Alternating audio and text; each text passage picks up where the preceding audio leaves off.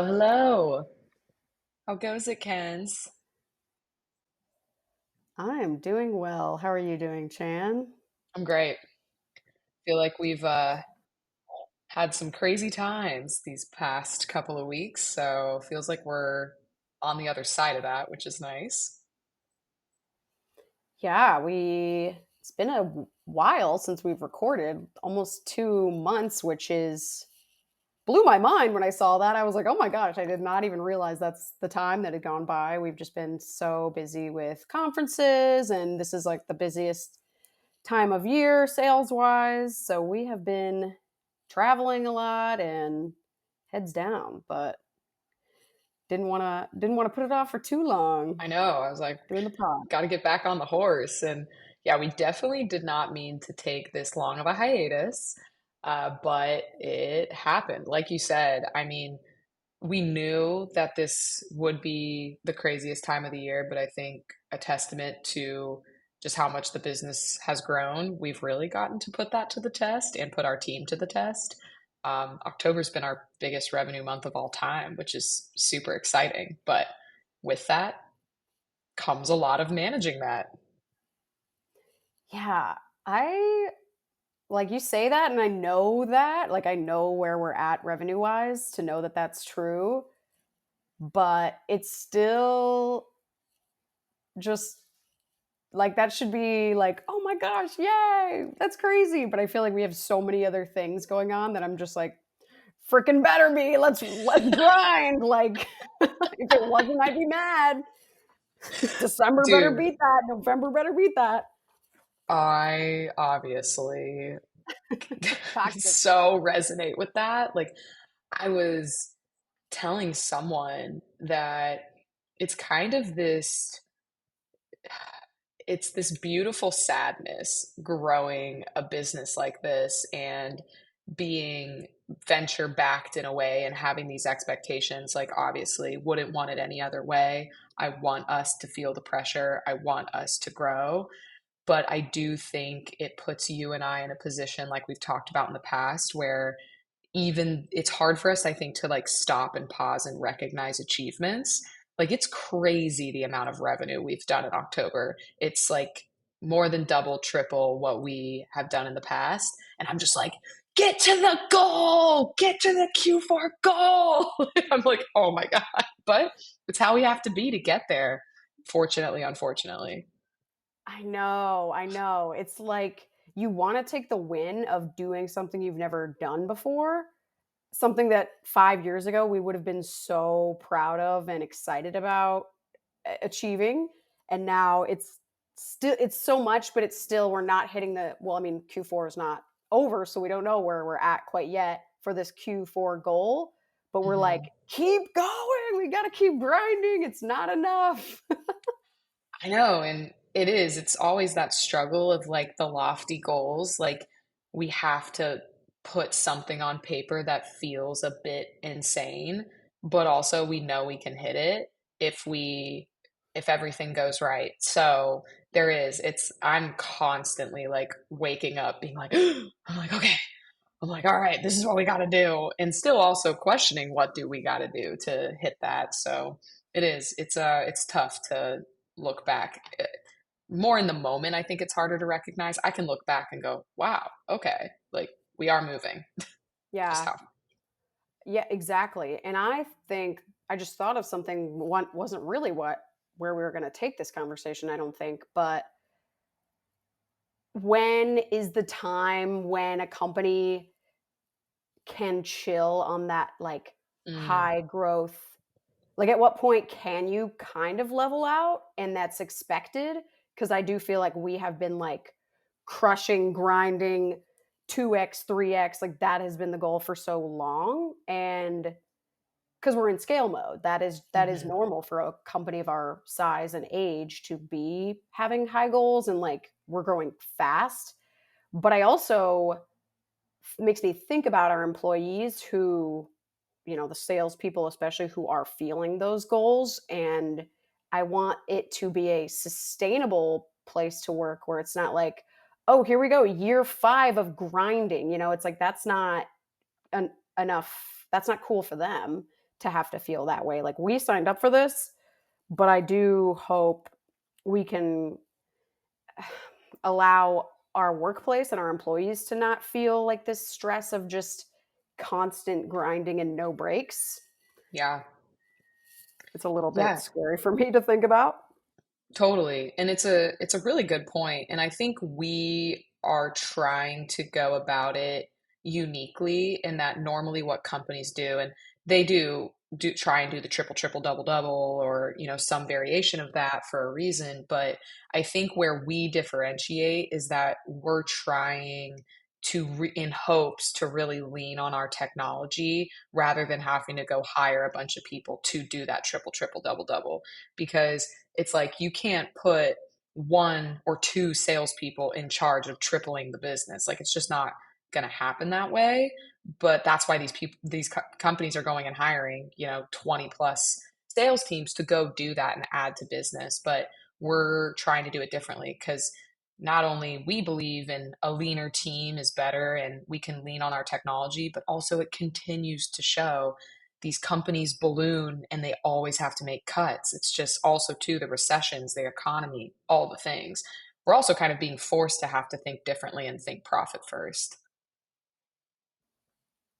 Yeah, I do feel like we have to think about a lot of things at the same time right now. And it's a good check in to not forget about anything, especially the people, especially the pace of the technology. There's kind of like it does seem like everything is the priority and it's hard to balance that, but I know we do have a good plan and have made a solid 1 year plan of knowing what actually are our priorities right now.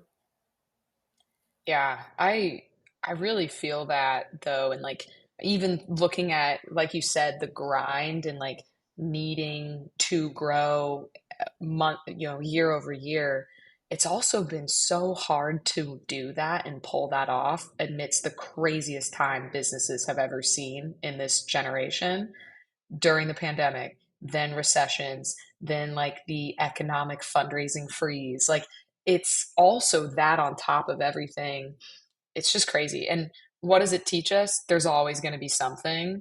Now I'm thinking about the election, and then I'm thinking about post election, and there's always something. It's never going to stop. So we just have to chart our own course and, figure out what's right for us.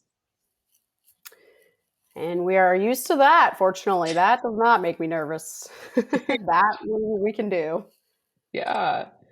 So it's been a crazy season. What's been on what's on your mind lately from the past 2 months? What are kind of the big advancements you've seen that we can chat about? Well, we are very focused right now on adding an additional revenue stream, which is exciting and new for us. We have a transactional model right now, and we're thinking about some type of subscription. It would be with a like brand new type of client, someone that doesn't really interact with us that often now. So starting to do some research and see where we can provide value to different types of companies in the booking world. So that's been kind of crazy. Like it's been interesting because it was just an idea that kind of came to us, fell in our lap. Like it naturally happened us to begin brainstorming and thinking we can solve this problem and thinking we can do things better. But we've moved really fast. I'm pretty impressed with us seeing how this was like we're like let's figure out if this is possible even those 2 months ago, and now we're well into several conversations with companies. We would like to have an LOI by the end of the year with somebody saying we will be moving forward and having that type of revenue stream actually being implemented. So it's exciting to see. Like this is something we've wanted for so long but just didn't prioritize it, so it wasn't happening. And the moment we chose to just actually like make it happen and go for it, we moved so fast. So I'm proud that we were able to do that. It's not just like something we always would it felt like a pie in the sky thing for so long, and then we're just like, all right, it's time, let's crank it. So true. Yeah, that's a really good point that when we finally decided, okay, it's time, then we moved fast. And it's been pretty amazing to see. And I don't know if this is just coincidence or if this has a reason to do why we could move so fast on it. I think we're also just very aligned and focused. But it seems like more than now than ever, you and I together have been able to work more on the business and in strategy than like in the business in the minutia. And I think that says a lot to how I don't think our team has ever been stronger and we're only getting better. And I think we're getting a lot of help there. But do you feel that way? I know I've had a bit more of an ability to step out, and focus on strategy, just kind of being forced to on the fundraising side. But do you feel like you're seeing that in your role now as well? Yeah, for sure, I do. There will be some days when I don't, but I think Yeah. that's normal, and I think it's stuff happens where you have to, like, go get involved with a client on a contract, like, something very specific about an event. Hmm. That'll always probably be the case, but yeah, you're right. Even that, I probably am taking for granted, because for so long we were trying to do both, like Hmm. long term strategy while doing all of the work, the day to day operations. And it's tough. It's tough to try to see both perspectives at the same time. But yeah, you're right. We really have been able to pull ourselves out a bit recently, and that's really exciting. Yeah, it all goes to me back to that. I can't believe this is coming on almost a year ago when you and I had that conversation together in this office. Was it November or December? It was one of those months. November. November, so literally next month, will be a year. But I remember we sat down, we had a really hard conversation together and just saying we don't want this to look the same this time next year. That was really the fire under my ass to kickstart and to figure out we can't have it look the same. But I think a lot Yeah. fell into place this year. Definitely. It's been the biggest year, and I think more ways than one for us. Yeah, so true. I think we were sick of setting high goals for far out and then realizing we didn't achieve them when that year plus went by.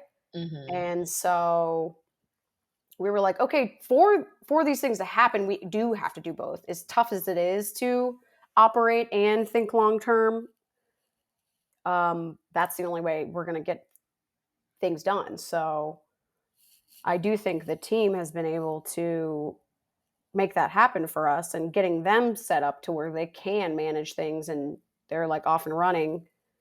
That's everything. I mean, that's been huge. Our team is amazing. Yeah, they are top notch. And I think, like you said, I mean, before we felt like we really could step away to focus on bigger picture, it was like, okay, day to day or long term thinking. It's like, well, day to day of the business has to come first. It just does. But now we have the structure and the framework in place where we can feel confident that they've got it. And they'll come to us if they don't. And we can help and jump in, like you said, for a quick few. But I think what I really attribute to your and I's recent success and how quick we're moving is I think we've been able to bring in some people that have helped us think bigger strategy, like Nora, and then you and I having the therapy side and then the executive coach side. Like I feel like just having that dedicated time to like go come up for air and look forward. It's I think been more helpful than I have thought it's been. Yeah, I think that's true. I think we have not, because what we did is had a like real therapist work with us on a like personal friendship side, business partner side, and then now I've gotten an executive coach who is not as much on the personal stuff, but it's like we get to be real Hmm. about problems, think through like it is a well both of those things were sounding boards that I think we'd never invested in. Hmm. We always saw that as a luxury to have some support for ourselves. Like we would never give Yeah. ourselves those resources. We would rather invest into the team or more marketing or building our technology rather than, oh, this is something that would benefit the founders. Like, we can wait. We don't need to take time off. That's always kind of our vibe. So I'm glad we did prioritize that this year because I think you're right. Both of those things have been huge for not only the mindset, but the ability to just like think out loud. We obviously talk all the time and do brainstorm, but to have another voice involved is huge, bigger than I realized. It's so true. Like, I think we had been really craving that and looking in the wrong places. Like, we've always kind of struggled with the formalized advisory board. Like, we have incredible advisors, but we had tried to put together an advisory board, and ultimately it was just so much to consistently meet. And it was just so much to manage. And then it was almost too many voices in the room. And we were like, no, we need someone to like extract with us, but also be overarching with us, not on a single topic. They're the expert. Like, we need a generalized expert to help us. And low key, someone that isn't a stakeholder. Like, Yes. sorry, Yes. y'all, but our advisors and investors that like have us, whatever they have to say, we like have to listen to in a way. And it's sometimes not that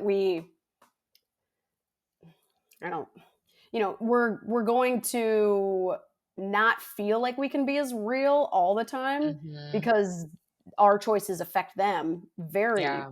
specifically rather than someone who is a little more like outside, not involved, that can just be, um, that can give advice that's not like so tied into what it means for them. Mm.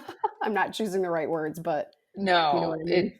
it's so true. And like, okay, I'm about to throw out a super weird analogy, but a new mother, a friend of mine that's a new mom, she was telling me about the purpose of a doula. And I thought it was so fascinating because it's like, okay, when you're giving birth in a hospital, like those doctors are really focused on the baby's health. Of course, yours, but like, what does the baby need? And a doula's sole purpose is to focus on what do you as the mother need. And I just really thought about like our executive coach, he is like our doula. I'm like, you've got our back. We're paying you, bro. Like, this Yeah, is what we need out of I love this. that. And the company's the baby. Like, obviously, everyone's trying to make sure that baby's set up for success, but like, we have to be healthy too, to make sure the Oh my baby's gosh. healthy. That's perfect. That is the perfect analogy, I think. Like, and even us, the Yeah. moms, like, who love the new baby, want that. Like, we put the baby first Yep. to a fault sometimes where we're like, wait, I'm bleeding out over here. Like, Yes. but I care about this baby so much. Yes. So I love that. I think that's so perfect. It's such a lesson in life. Like, what a question I think we weren't asking, but now we have learned the value of is what are you not investing in today that could change your tomorrow much faster? And I think we've kind of, because out of necessity, been doing that. But I think it's a question I want to ask myself more. Yeah. And the coach came in a conversation where we were making cuts. Like we were like, what do we not need? Let's cut some expenses. Like what are some things that are not making sense for us to invest in right now? We really, really are focused on profitability at all times. And that came as something to add, which was not the point of that conversation, but was something that we're like, well, I think even for short term, if we do this, like we're really investing in our long term health. So Oh, it made true. sense, even though we were not trying to add any expenses. It was like a perfect thing that we're like, no, it's time. We can do this. Yeah, something I love that he said at the very beginning, which just really put into perspective for me the work we had done with the therapist before. He was like, therapy is to fix and work on the past, and coaching is to work on the future. And I just thought that was so beautiful because there were these things, like you said, we hadn't invested in the past, and we needed to go and like really uncover, clean up, figure out so that we could be good for the future. And I think because we did it that way, it's why I think we've seen so much success and still always work to do, but it's been cool to reflect on that. Love it. And even to touch on the therapy part, I mean, it's obviously a something we both think is important. We have gone to therapy individually and think that that's something that really is a benefit to mental health. And so the fact that we applied it to our relationship, so helpful, and I would recommend it to any business partner. Obviously, like couples and people in marriages have like a couples counselor. This very much is a marriage. As much as people Hmm. say that, our relationship, we do have to communicate constantly. We have to be on the same page and learn how to communicate better. I think too, like, I think and I, tell me if you agree, but I think I thought we were doing a really good job of communicating, but there was just things that I never would have even realized that I'm not saying or that I'm not Hmm. thinking or hearing from you because we didn't have that tool of a Yeah. person to actually like be listening from the outside. So it was Hmm. great. It was huge for us. We did like just a few sessions, but it was like turned things around and really allowed us to like learn more about each other. It's so true. Like, if we, when we're rolling, I'll be like, can we just do that every week for fun? Like, I just always, there's so much to learn. But I've never had the experience where the therapist kind of kicked us out. She was like, and you're good. Like, I was like, we're done? Like, that's it? Like, obviously, we had worked through so much, but I've never really had someone like, you graduate from this experience. Which I love. Me We too. knew it wasn't going to be something we needed forever. We were just like, these are specific things we want to talk through, and we need a Yes. mediator, basically. And so once we did, and we were like, great, this feels awesome. She's like, all right, see ya. And we're like, cool. I guess it Yeah, worked. Like, we perfect. can move on to the next level, which is that's what you want. And it really made me actually like think about because I'm always wanting to find the next advancement in my personal like therapy. So it made me pause and be like, my therapist hasn't like graduated me in a minute, but I feel like we're chilling. Like maybe I need to rethink this. Totally. Yeah, I know, right? I feel like it is a thing where it can become a routine easily Yeah. when you're not sure how much it's benefiting after you've done it for so long.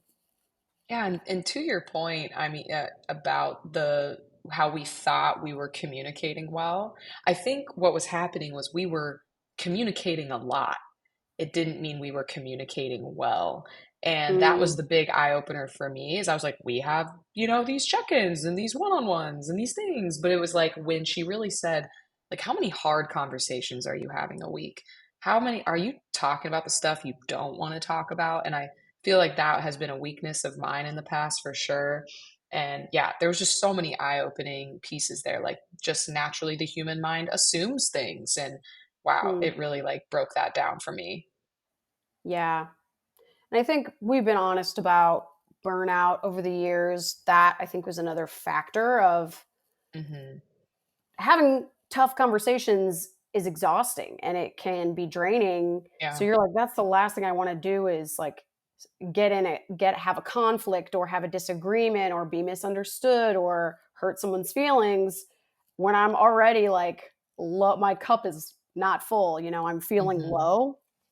But I think that was a part of it. I think that was like contributing to it maybe.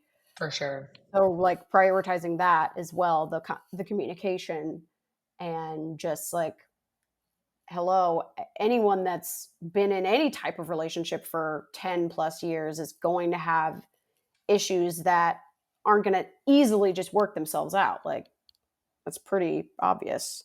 But I think too, we always like thought we were better than everyone else in our communication too. We're like, gosh, we're best friends. Ha ha. Like we're better than these other like co-founders who don't like aren't in each other's personal lives. Like we're the best. We can compartmentalize. Um, but I mean, there's always going to be stuff there that you might not even realize you are dealing with in that you push down. Totally. I think also now I look at a lot of partnerships where they ended and where it went wrong.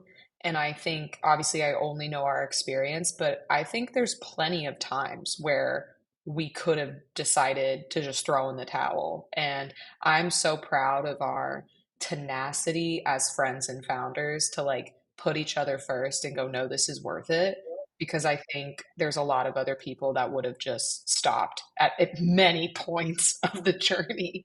Hell yeah. No, totally. Or even like having the tough conversations is too hard to even do. So they will give up. Exactly. Like, That's what I think I've seen a lot of now when I look at it is I think the hard conversations just weren't had. Um, and it's so, we've learned it's so worth that. We haven't reflected about this in a minute, but you talking about the burnout as a contributing factor made me also think about this. I think a pain point we had, probably because we just didn't have the experience or insight in how to go and get this, is like we never really felt like we had a plan we could get behind, like a future plan. And I feel like we have never had more of a crystal clear plan together of how we're going to get to the next steps. And that kind of leads into the offsite we just had. I just feel so clear that we both know exactly what we want out of this. And that I feel like a lot of burnout was happening because we just were like, are we just in this forever? Like, are we, yeah, what? right. Like the grind, I don't see the light at the end of the Yeah, tunnel. So how can I get excited not knowing what to expect? exactly. You just said it way better than me. Yes. No, for sure. That I think that is it. And I think why I love this plan that we've made recently is because it's 4 plans in one. Mhm. It's like it's a best case scenario, worst case, realistic case, and like a medium and like I guess it's okay kind of case. Yeah. So all of these routes, and we are just like plugging in which one happens every quarter. Like, okay, where are we at? Fundraising. Mhm. Cool. That happened. Where are we at? Sales. That's what happened. This is how many new clients we got. Like, so we laid out the route we will go, made our own little puzzle. And so I feel good even talking about the worst case scenario, I feel so much better because we have a plan for it. We have a plan for Mm. not hitting any of our goals. We have a plan for exceeding our goals and everything in between.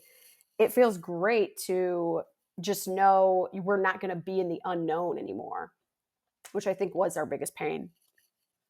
Yes, and you saying that made me think about how it's like in the past, our Suman, our financial advisor, like would help us lay out a worst case and a best case and projections. But projections are just the hope of selling something. Like that's one facet of the business. Like what we went and did, I was like, this is gold to us. Like, worst case, best case, new revenue stream. Worst case, best case, fundraising. Worst case, best case, sales goals. Like, Yep. that was what we needed. We needed it for every single facet of the business. And I did not know that. Yeah. No, we will definitely keep doing that. I love the planning strategy that we've come up with. I've It has literally been u- huge. I've used it as my Bible. Like, I really think that document we put together on that offsite, that will go down as like, that's what I'm calling our hit song. Like, song being in the songwriting program in college, like, everyone would always be like, yeah, this number one hit, it just fell out of me, man. Like, not sure where it came from. And I was always like, how does that happen? But I'm like, no, this plan is our number one because it just fell out of us. And I'll just go look at the Hell doc and yeah. it's like, this is where we want to be by this date. And it's so clear to me. I'm like, mwah, chef's kiss. Yeah, I know. Because I feel like we would make plans, but like we felt like we had to be ambitious. Hmm. Probably because we were doing like a financial projection or with a stakeholder, and it's like we have to set the goal as like the best possible outcome, and that just Yeah. doesn't always happen. Yeah. It's And like, so what's the then when it reality? doesn't work, we're like, okay, I guess we're going to make a new plan that's not going to Yeah. work and then do it next quarter. And that's just like draining. And then we're like, what a waste. Okay, well, let's do Yeah. something that, let's obviously shoot for the highest goal, but have a backup plan when that doesn't work out or goes a different way. It's so true. And it just keeps that fire under my ass of like, dude, I don't want worst case for revenue goal. Like it's all I think about now. I'm so focused in. And like that also goes to we've talked a lot about how a big goal for us is profitability. And that kind of goes against a lot of old mindset with, being a venture backed company, but also the times just kind of require that mindset. But anyways, we want that because it lets us make better business decisions. So us being focused on a profit first company, it has edited so much in how I think about day-to-day spending. And I'm very grateful for that. You used to like you raise this money, you're like, okay, like let's try it. But now I'm like, do what if that takes us away from profitability this month? I don't want to do that. I'm still growing at a good pace, but it's like my buffers. I need that personally. Yeah, totally. And I'm glad the fundraising is coming to an end now. That has been such a big Praise. thing we've been thinking of, planning for, working on. You have taken the lead on that, and it is, I know it's such a toll. So it was nice to see that phase closing and successfully. We got some nice press about that as well, which feels good. That we can share the news, whatever that means to other people. We have it out there. Yeah, it was an exciting time for press this past month. I think, sometimes I'm a little under a rock, just heads down, focus on the business. And I guess, hey, an exclusive with TechCrunch, I guess, is cool. And that was awesome, don't get me wrong. But I was surprised by like the outpouring of excitement from the community, that was dope. I was pumped to see that. Yeah, I forget how obviously we are very in the weeds of our own business, but no one else like thinks about you or cares unless there's some brand that's like talking about you. And Yup. that means you're great and that means you're killing it and successful, even though we have been working on this for a long time and have raised a lot of it, earlier than just right now. It's like, oh, cool. Now everybody knows this thing that's been going on. It is hilarious. Yes, like you said, how the press came out now, and it's like, I mean, when we first started raising this capital was a long time ago, but it is just funny how it's like, okay, now, now it's official. Now we can talk about it. It's not like we couldn't before, but that's just how it comes across. And how other people just perceive that as like instant success and I like, know. wait, do you have millions of dollars Yes. in your bank account now? I'm like, no, like not A, not me personally. B, Yeah. it's not like one person writes a $2 million check and just hands it over. Like, not quite. I wish it was that easy, but gosh, I'm thinking of my family members who are like, "Oh, are you rich now?" Yeah. I'm like, I haven't heard from you in a while. Yeah, you're here. I know, and I'm like, wow, probably good to prepare for that only to increase. But it is crazy. So of course, there's the good and the bad. We've had some like really legit people reach out wanting to help, which I think advisors tell us like there's this kind of this momentum that happens, and it just goes off of each other. I can't think of the word right now, but I've really gotten to see that. Like people that we never would have gotten to get in touch with before are coming to us after seeing this press saying they want to help. And obviously, you got to vet that out, make sure it's legit. But then also on the other side, there's a lot of people in the woodwork. And I feel bad. I know I have to be better about this, but I feel like I've had to say no a lot more lately. Um, I've noticed. not because we're like some hotshots by any mean, oh my God, but it's just the reason I think we're seeing some success is because of how focused we are. And it's really testing me. Like, it's also pretty funny. Some people have been like, oh, you do events. And they'll just be like, okay, well, because I saw this article, can you help me plan an event? I'm like, nope, not what we do, but I can definitely connect you with someone. It's funny, all the things that kind of come with it. Yeah, exactly. I had someone reach out wanting to like help get this like very specific showcase up and running at an Austin venue, and I was like, I'll help whatever you need, but like that is not really at all like I don't really work with venues. Like if you send me the email and the venues and the email to send it to, I'll do that for you. Happy to help whatever you need, but I'm not gonna like go find venues to like have you host your event at. That's not really at all what I do already, but like tell me what you need and then give me those tools to help. But no, yeah, we are, we always say how niche we are of a business.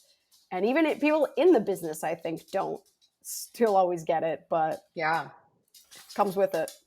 Exactly. I think that just goes to show that it's people are going to make assumptions, and us like being clear on what we can do for them is going to be a continued part of it. But yeah, I've been really excited. I feel like this is leading towards us getting in front of our market in a way, in a bigger way than we've ever had the opportunity before. Compounding, that's the freaking word. Compounding momentum. Okay. Yes. Ah, I see. Yes.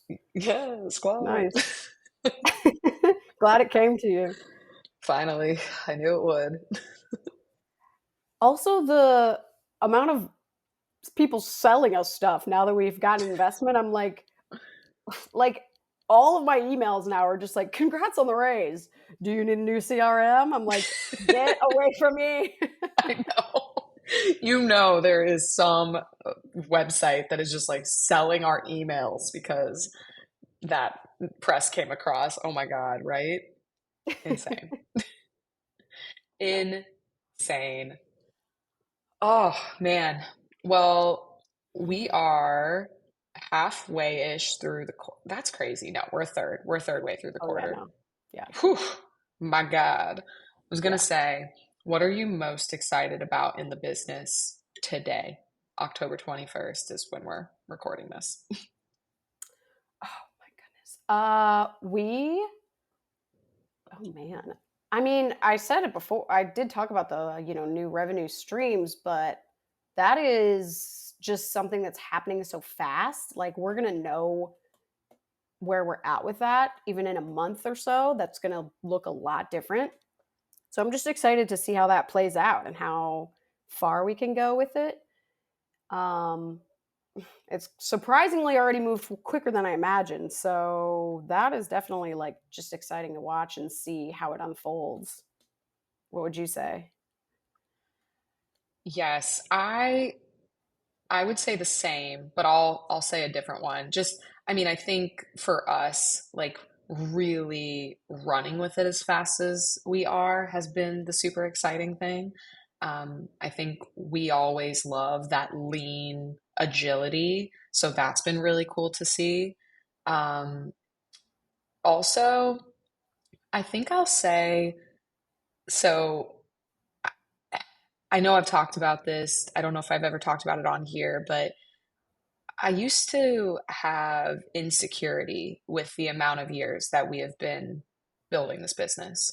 I think there comes this stereotype that a startup needs to be like 0 to 100 in 2 years or bust. And we've obviously been growing and navigating all of these like crazy changes in the world. But it's really cool to see the brand equity that we've built in these 9 years. And I think the trust, and that's a compounding interest in of itself. And it's been really cool, I think, because we are where we're at, because of where we're at, companies that never would have taken us seriously are now. So that's something I'm really excited about to see, like what else could we finish off the year with because of that brand equity. Ooh, love that. That is a good one. And so true. Like, you're right. Sometimes I'm like, oh, we just started, depending on who I'm talking to. When reality, it's been almost 10 years now.